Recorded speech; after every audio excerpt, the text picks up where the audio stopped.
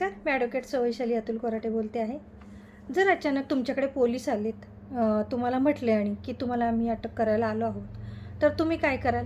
सगळ्यात पहिले तुम्ही गोंधळून जाल, घाबराल, टेन्शन घ्याल आणि आपण असं काय केलं की आपल्याला पोलीस अटक करायला आले आहेत?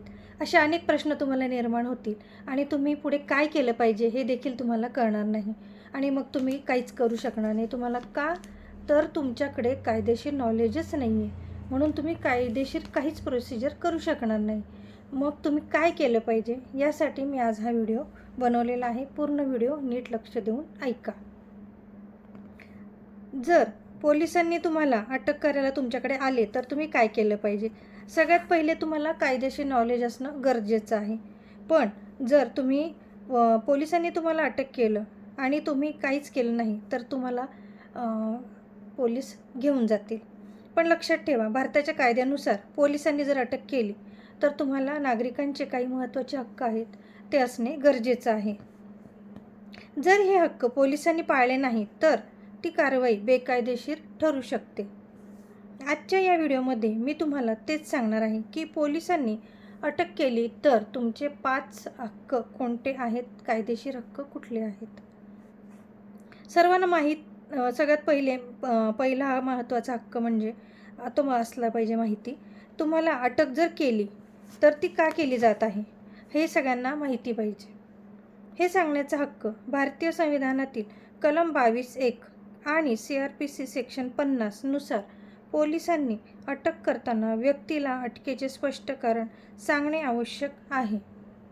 उदाहरणार्थ, कोणत्या गुन्ह्याखाली त्यांना अटक होते आहे, कोणत्या तक्रारीवर अटक होते आहे आणि कोणत्या कलमानुसार अटक होत आहे हे माहिती असले पाहिजे आणि त्यांनी ते सांगितले पाहिजे. जर पोलिसांनी कारण सांगितले नाही तर ती अटक कायदेशीरदृष्ट्या चुकीची ठरू शकते. दुसरा महत्त्वाचा हक्क म्हणजे वकील घेण्याचा हक्क. तुम्हाला अटक केली तर तुम्ही वकील घेऊ शकता. भारतीय संविधानातील सेक्शन 22(1) नुसार अटक झालेल्या व्यक्तीला स्वतःचा वकील घेण्याचा पूर्ण अधिकार आहे. तुम्ही अटक झाल्यावर तुमच्या वकिलांशी संपर्क करू शकता आणि त्यांचा सल्ला घेऊ शकतात. जर व्यक्तीकडे वकील ठेवण्याची किंवा घेण्याची आर्थिक क्षमता नसेल तर सरकारकडून तुम्हाला मोफत कायदेशीर मदत देखील केली जात असते. नातेवाईकांना माहिती देण्याचा तुमचा हक्क आहे. तुमच्या अटकेची माहिती कुटुंबियांना देण्याचा हक्क CRPC सेक्शन 50A नुसार आहे. अटक झालेल्या व्यक्तीच्या नातेवाईकांना किंवा मित्रांना अटकेची माहिती देणे हे पोलिसांसाठी बंधनकारक आहे. यामुळे कुटुंबियांना माहिती मिळते आणि ते वकील किंवा कायदेशीर मदत घेऊ शकतात. चौथी आहे 24 तासांच्या आत न्यायालयात हजर करण्याचा हक्क. म्हणजे तुम्हाला जर त्यांनी अरेस्ट केलं, अटक केली तर तुम्हाला 24 तासाच्या आत त्यांनी न्यायालयात तुम्हाला हजर केलं पाहिजे.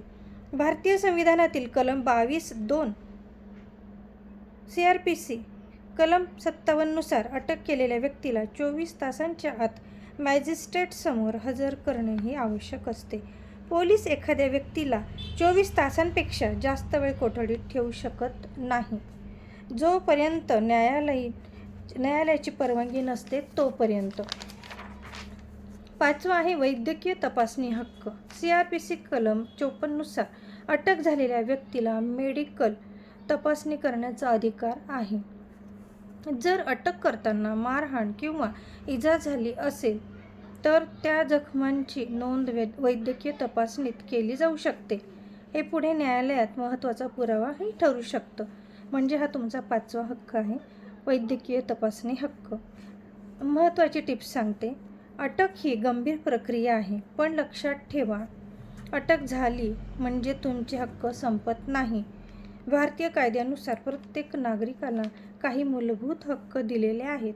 म्हणूनच जर कधी अटक झाली तर घाबरून जाऊ नका. तुमचे कायदेशीर हक्क जाणून घ्या आणि त्यांचा योग्य तो वापर करा. ह्या पद्धतीने मी तुम्हाला तुमचे अटक केल्यावर कोणते कायदेशीर हक्क आहेत हे थोडक्यात सांगितलेले आहे.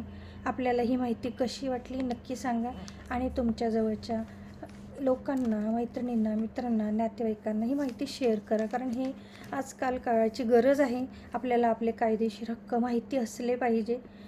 म्हणून ही थोडक्यात मी माहिती सांगितलेली आहे. आवडल्यास माहिती नक्की शेअर करा आणि माझ्या चॅनलला सबस्क्राईब करा. धन्यवाद.